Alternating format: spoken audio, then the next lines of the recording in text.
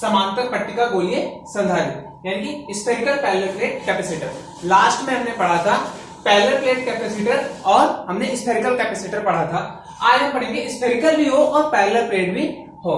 तो भैया इसमें हम मान लेते हैं कि देखिए एक बाहर स्फीयर हो गया और उसके अंदर एक स्फीयर है। अच्छा बीच में ये खोखला होगा, अंदर यहाँ सॉलिड हो सकता है लेकिन यहाँ बीच में खोखला होगा। अब देखिए भैया हमने कैविटी वाला आपको पढ़ाया था तो हमने बताया था कि जब भी कोई आवेश दिया जाएगा तो उसकी बाहरी पृष्ठ पर चला जाएगा।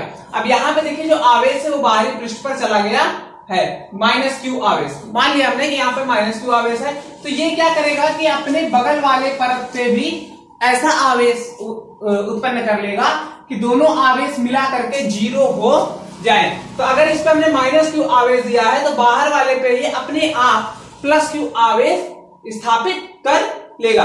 तो भैया हमने इसकी रेडियस जो मानी है a मानी है और इसकी रेडियस b मानी है। तो ये आप लिख लेंगे कि माना एक parallel plate capacitor, spherical parallel plate capacitor है जिसकी अंदर वाली पट्टी की त्रिज्या a और बाहर वाली पट्टी की त्रिज्या b है। माना हमने अंदर वाली पट्टी पर आवेश -q दिया है तो अपने आप बाहर वाली पट्टी पर आवेश +q हो जाएगा। अब इसके आगे देखते हैं भैया हमें पता क्या करना है, इन दोनों पृष्ठों के बीच हमें पता करना है कि विभवांतर कितना है। अगर इन दोनों पृष्ठों के बीच विभवांतर पता चल गया तो आवेश हमें पता ही है, किसी एक का आवेश लेंगे, कुल आवेश नहीं लेंगे, किसी एक का आवेश लेंगे जिसको हम +q ही ले लेते हैं। तो हमें पता चलेगा, पता ये कि ये कितना है और ये वाली बात भी हमें पता चल जाएगी। तो ये दोनों पता चलने के बाद हम क्या करेंगे, वहां से हम c निकाल लेंगे।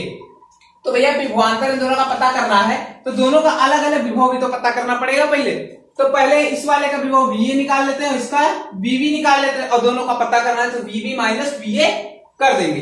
तो भैया हम सबसे पहले VA निकालने जाते हैं। एक बार हम पहले की बातें कर लेते हैं जो हमने बहुत पहले पढ़ा हुआ था विभवांतर के बारे में और विभव के बारे में। तो विभव के बारे में हमने पढ़ा था कि कोई भी खोखला गोला होता है तो उसके अंदर या बाहर जो विभव होता है वो किस पर निर्भर करता है। तो भैया हमने ये बात पढ़ी थी कि मान लेते हैं अगर कोई भी हमारे पास स्फेरिकल अगर कंडक्टर था तो उसमें जो हम आवेश देते थे तो उसमें जो विभव आता था वो ऊपर के सतह पे विभव के बराबर होता था, जितना अंदर होता था उतना ही सतह पर भी होता था और उसका मान था v = 1/4πε0 q/r, जहां पे r उसकी त्रिज्या थी, अंदर और सतह दोनों पे बराबर होता था।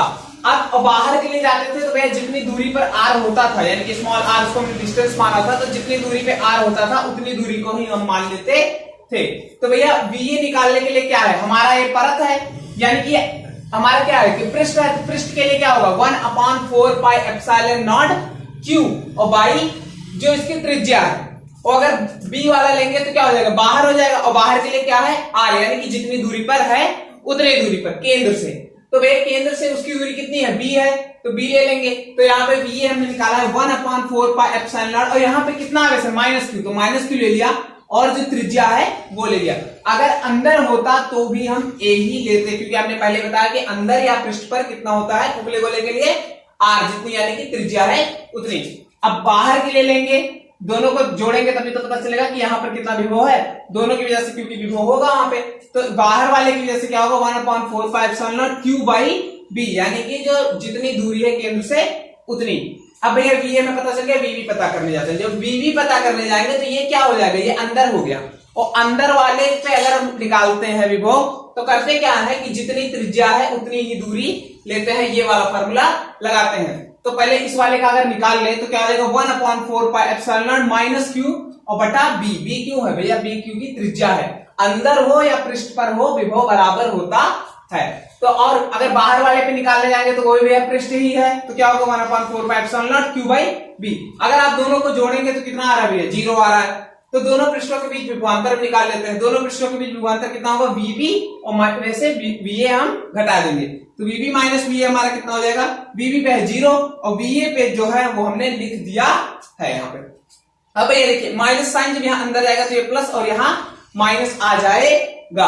अब एक चीज देखिएगा, हमें यहाँ पे 1/4πε0 और q कॉमन मिल रहा है तो उसको हमने कॉमन निकाल लिया है। तो यहाँ बचेगा क्या, माइनस माइनस प्लस हो गया, बचा क्या 1/8 और यहाँ क्या हुआ, यहाँ प्लस था तो प्लस और माइनस मिलके माइनस हो गया और बचा क्या 1/b, ये हमने रख दिया। लेकिन अब हम क्या करेंगे, इसको जोड़ लेते हैं, तो ए बी नीचे आ जाएगा भैया, क्योंकि क्या करते हैं इन दोनों का गुणा और इसका इससे गुणा करके लिख देते हैं। तो v बराबर क्या आ जाएगा, q upon 4 pi epsilon not A b और b माइनस ए। अब देखिएगा भैया हमें निकालना क्या है, c के लिए हमें आपको याद है q equal to c v होता था, ठीक है। तो यानी कि इसी रूप में हमें बदलना होगा, एक तरफ सिर्फ आवेश रहे, दूसरी तरफ v रहे और उसके गुणे में कुछ रहे, तो तुलना कर लेंगे q equal to c v से और हमें पता चल जाएगा कि हमारा जो कैपेसिटेंस है c वो कितना आ रहा है। तो भैया यहाँ पे हमने क्या किया, पूरा उठा के पक्षांतर कर दिया q को छोड़कर, तो हमारे पास क्या आया, ये आया है पूरा जो कि ब्रैकेट में है। तो यहाँ पे आप लिखेंगे q equal to c v से तुलना करने पर, q equal to c v से तुलना करने पर, तो जब तुलना करेंगे तो हमारा क्या आ जाएगा, c बराबर हमारा कितना आ जाएगा, 4 pi epsilon not A B upon B minus A, और यही इसका कैपेसिटेंस यानी कि संधारित्र की धारिता हो जाएगी। किसकी भैया, स्फेरिकल पैरेलल प्लेट कैपेसिटर की धारिता ये हो गई। अब हम बात करेंगे कि पैरेलल प्लेट कैपेसिटर हो और उसके साथ हमारा डाइलेक्ट्रिक हो, लेकिन कुछ हिस्से में डाइलेक्ट्रिक हो कुछ हिस्से में ना हो, तब जाके हम कैसे बात करेंगे, किससे कैसे इसको सॉल्व करेंगे। तो यहाँ पे हम ले लेते हैं एक संधारित्र पैरेलल प्लेट कैपेसिटर ऐसा लेंगे जिसके बीच में थोड़ा दूर डाइलेक्ट्रिक होगा और थोड़ा दूर खाली रहेगा।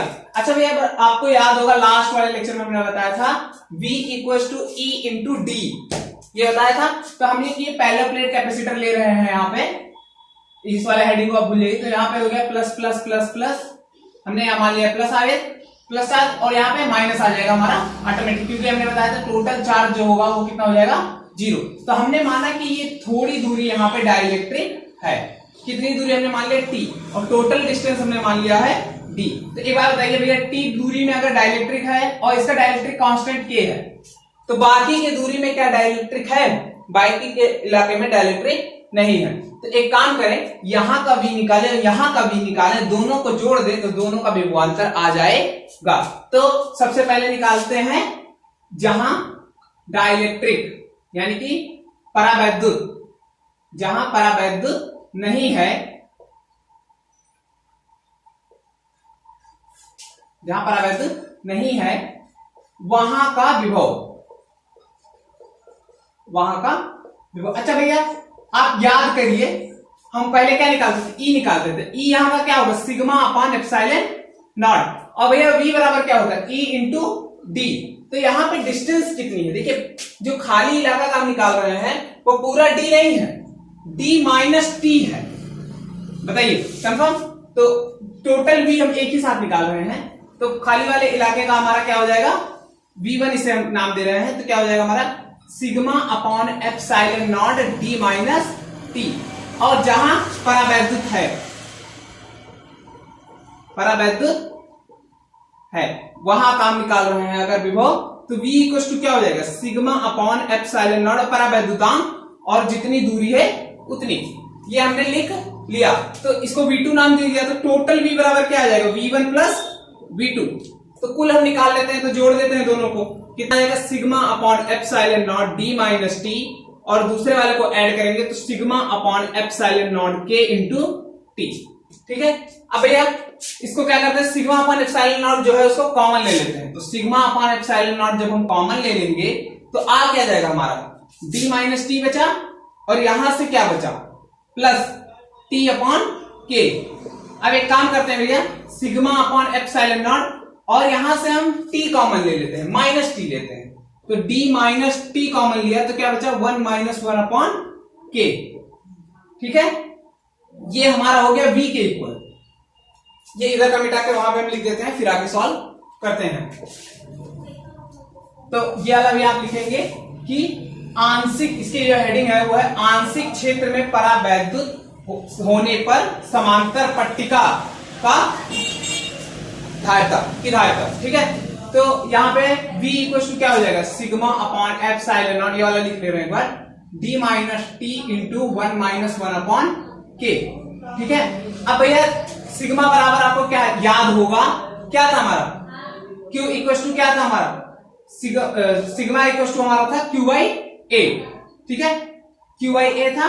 अब हमारा q इक्वल टू क्या हो जाएगा, sigma equal to Q by A हम यहाँ पर उठा के पटक देते, Q equal to sigma into A था, ये बात आपको याद होगी। सिग्मा था कि एकांक क्षेत्रफल पर आवेश, तो सिग्मा के जगह क्यू बाई ए रख देते हैं, तो v इक्वल टू हमारा क्या हो जाएगा, Q by epsilon not A into D minus t into 1 minus 1 upon k, ये हमारा हो गया। अब भैया हमें क्या किस फॉर्म में बदलना है, q इक्वल टू सीवी, तो हम क्या करेंगे, q को एक तरफ रखेंगे, बाकी को दूसरी तरफ लेके चले जाएंगे, तो ये क्या हो जाएगा, epsilon not a upon d minus t into 1 minus 1 upon k, ये हो गया into v equal to q। तो यहां पे आप लिखेंगे तुलना करने पर q इक्वल टू सीवी से तुलना करने पर, ठीक है।